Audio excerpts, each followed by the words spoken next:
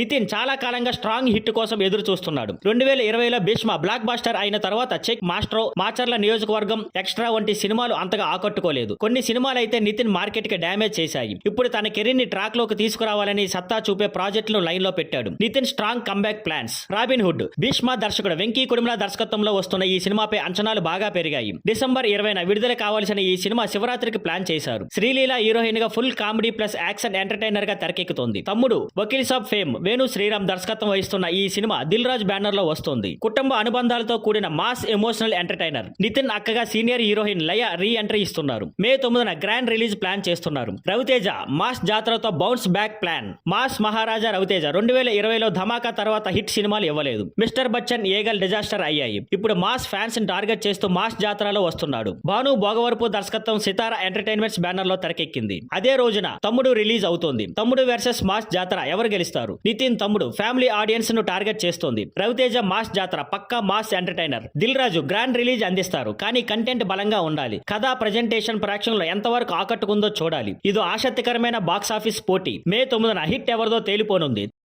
Thank you for watching. Please like, share and subscribe.